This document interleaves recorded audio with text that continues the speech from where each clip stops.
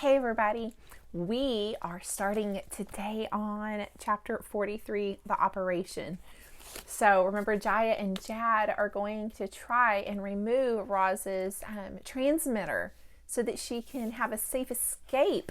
So let's read and see how that goes. Midnight, and the children were wide awake in their beds. Jaya and Jad were waiting for their father to fall asleep. Once he was snoring deeply, they tiptoed past his bedroom, down the stairs, and out the back door. They crept across the farm to a cluster of trees, and there was the old barn, looming above the undergrowth like a mountain. Its door was open, a crack. A wedge of light spilled out. The children closed the door behind them and walked past wooden railings and stairways, and up a ramp to a platform in the back corner of the barn. Lanterns hung from the walls and cast their soft light upon a large table. Standing behind the table was a robot. "Hello, children," said Roz. "How do you like our operating room?" "It's a little dark," said Jaya, "but it'll work." Jad pulled his computer from his pocket. As he brought up a diagram of Roz's body, his face tightened with worry. "We've never done anything like this before." "Just do your best," said Roz, patting him on the back. "That is all I can ask of you." The robot unfastened her tool belt and draped it over a railing. Then she lay flat on the table. It was time to begin. Jaya looked down at Roz. "All set?" Roz looked up at Jaya. "All set." The girl felt under the robot's head, found the button with her fingertips, and pressed it. Click. Roz's body relaxed. Her quiet whirling slowly stopped. Her eyes faded to black, and Jad took a deep breath.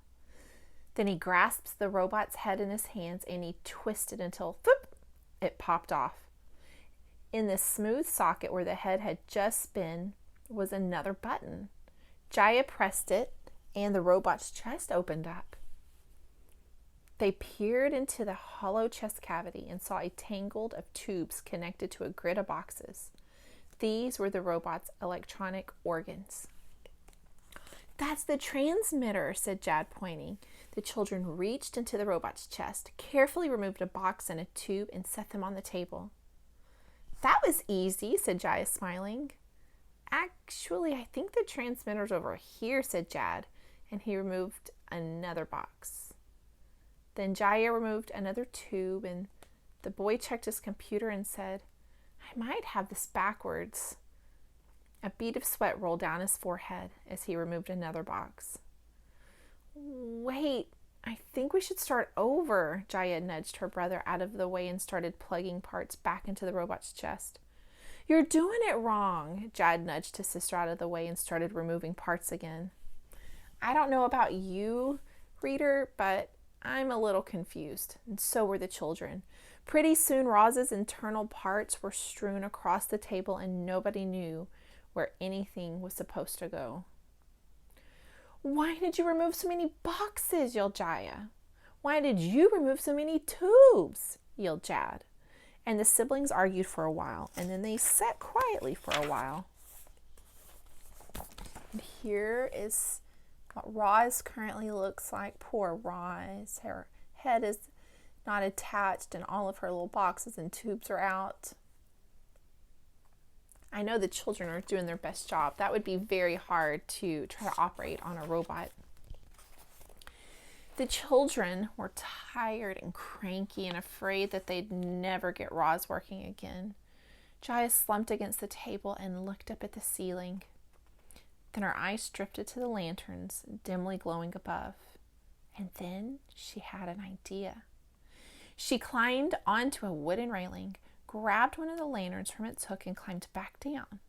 When she held the lantern close to Roz's body, Jad noticed that there were different numbers lightly etched into each of the internal parts. Now things were starting to make sense. The children quickly removed the correct box and tube. They put the robot back together and they turned her on. Click. Roz's body tensed. Her quiet whirling slowly started. Her eyes began to glow, but she didn't say a word. Are you okay? Said Jad. Roz pointed to her mouth. Can you speak? Said Jaya. Roz shook her head. She can't speak? Cried the boy. We must have something back in the wrong place. Click. The children opened up Roz's body, rearranged some of her internal parts, and put her back together again. Click. Roz powered up and said, Children, I can now speak, but I cannot move. Click. After hours of trial and error, and with morning light sweeping into the barn, the operation was a success. Roz stood up, scanned her internal parts, and said, Children, you did it. You removed my transmitter. Thank you so much for your help. You're welcome. Very welcome, said Jaya, yawning. Jad checked his computer. I can still see your signal on the map, he said. Your transmitter is still working. So keep it close until you leave the farm. And then he stuffed the electric device into the robot's tool belt. Children, there is a bit of bad news, said Roz in a serious tone. I know you have been up all night long, but I am afraid it is time for both of you to get ready for school. Chapter 44, The Patient Robot. After being trapped on Hilltop Farm for nearly a year, Roz was now free to run away anytime she liked. But without Bright Bill to guide her, she wouldn't make it far. So the robot patiently waited for spring to come and for her son to return so they could begin their long journey home together. Chapter 45, The Barn Conversations. As winter dragged on, Roz spent more of her time inside with the herd. There were long stretches of quiet. The cows chewed their hay. The robot tapped at the farm computer. The wind gently rattled the windows, and then someone would start talking. Someone else would chime in, and the quiet barn would gradually be overtaken by conversations like these. I am so bored, Tess was staring at the floor. I can't wait until spring, when I can wander through the tall grass and feel warm sunlight on my back. I just hope I don't die of boredom first. Old Annabelle snorted. You young cows are spoiled rotten, she said. Your lives are so easy and you still find things to complain about.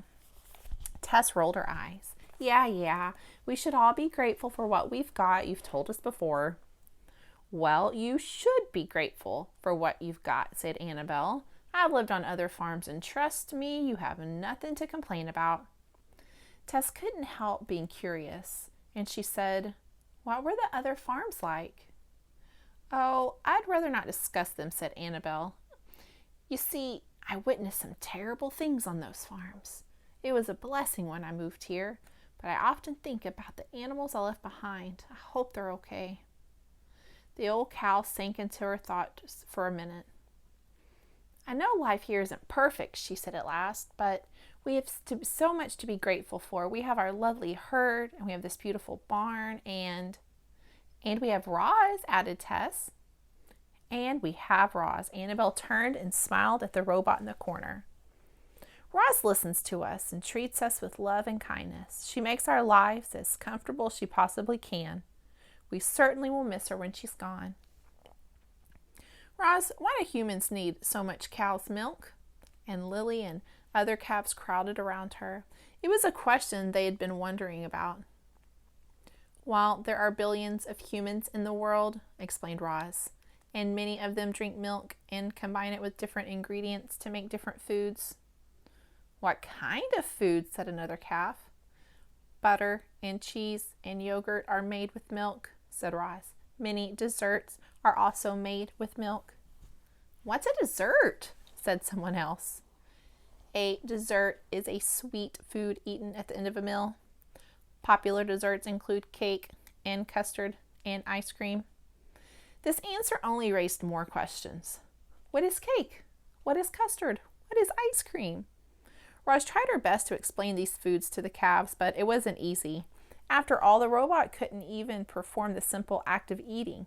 How could she possibly describe the flavors and sensations of tasting delicious desserts? Lily interrupted. Just tell me this, Roz. When we're older, will our milk be used to make desserts? Yes, said the robot. The calves smiled, and then they trotted away, happy in the knowledge that someday they'd help bring sweet and delicious things into the world. It is almost spring, said Roz to the herd. It is almost time for me to run away back home to the wilderness. I am sorry that I must leave, but you will have been well cared for when I am gone, I promise. Cows began mooing from their stalls. Don't worry about us, Roz. There's no need to apologize. We understand why you're running away. Lily poked her head through the railings of her stall and said, I could never run away into the wilderness. I would be too frightened. I'd love to roam through the wilderness, said Tess. It sounds so exciting. No wilderness for me, thank you very much, said Annabelle. I just want a quiet, cozy life. I have plenty to fear in the wilderness, said Roz. However, I have more to fear here.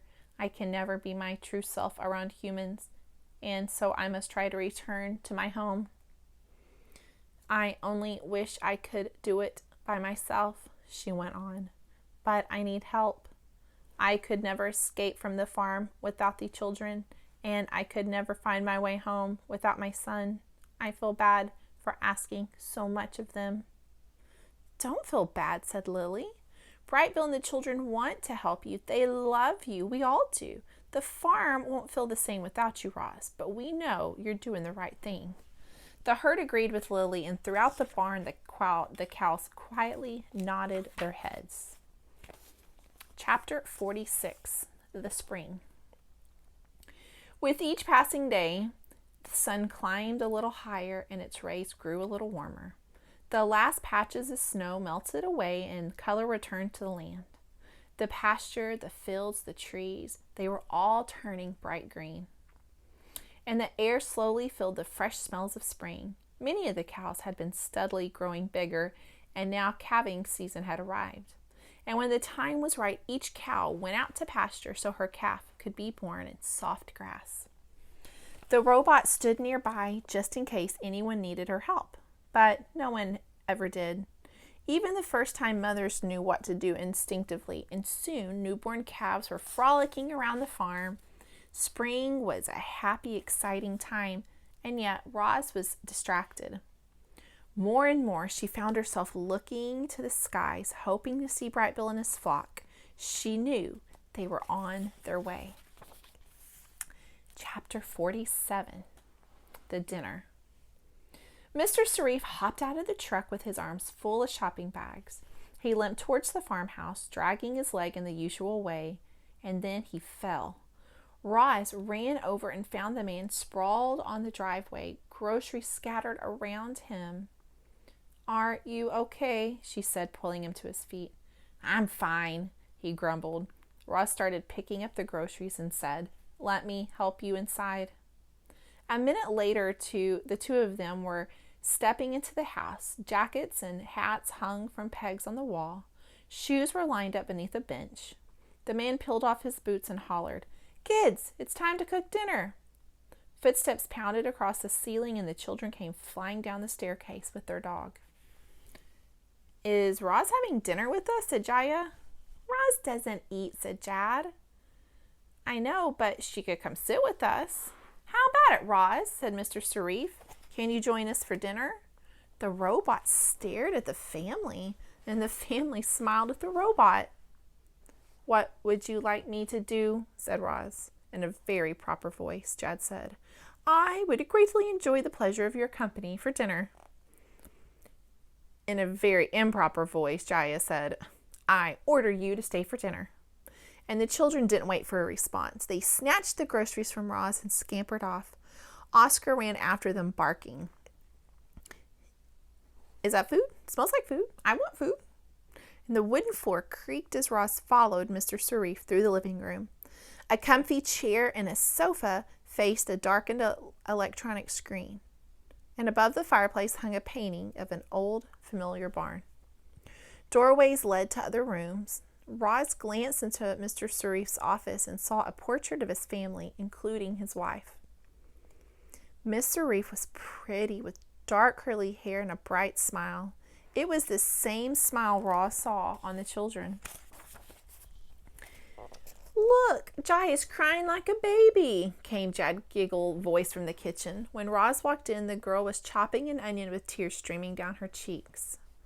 "Roz, I order you to chop this onion for me," said Jaya, wiping her tears. The robot picked up a knife, and in a flash, the onion was perfectly chopped and dumped into a bowl. Clearly, Roz was designed to chop onions. "Roz, I order you to take the night off," Mr. Sarif laughed. "The kids and I want to cook. We enjoy it." More vegetables were chopped, skillets started sizzling, delicious aromas swirled together, and before long, a magnificent meal was set on the dinner table. Oscar positioned himself below to catch food scraps, and everyone else took a seat. Mr. Sarif turned to his daughter. "Would you like to say grace?" The girl lowered her head. "Thank you, God, for this yummy food we're about to gobble down. Amen." "Thank you, Jaya," said Mr. Sarif with a wink. "And thank you, Roz, for everything you've done this past year. I had my doubts, but now I can't imagine what we would do without you." The children looked at each other. Then the family grabbed their knives and forks and dug into dinner. A colorful leafy salad, a plate of sautéed asparagus, creamy mashed potatoes and buttered bread, and tall glasses of milk. The meal was beautiful. But as Roz scanned the table, her eyes kept returning to the roasted chicken. It was about the size of Brightbill, and suddenly the robot was full of questions. Do chickens have happy lives? Did this chicken know it would be eaten? Or humans are bad for eating animals? No, thought Roz. Humans are simply following their instincts, like all creatures. Like Roz herself, at least the Sarifs honored this animal by giving it thanks and by turning it into a beautiful, nurturing, nutritious meal. After he'd finished eating, Mr. Sarif stepped out of the room and returned a moment later carrying a violin and a bow. "Growing up, I dreamed of being a musician," he said. Thumping back into his chair, he tuned the instrument, put it under his chin, and started to play. His bow glided back and forth, his fingers danced across the strings, and a lovely old folk song filled the room. Mr. Sarif tapped his foot as the notes rang out, soft and then loud, slow and then fast. The song ended with a flourish, and the music faded to silence, and then he rested the violin on his knee.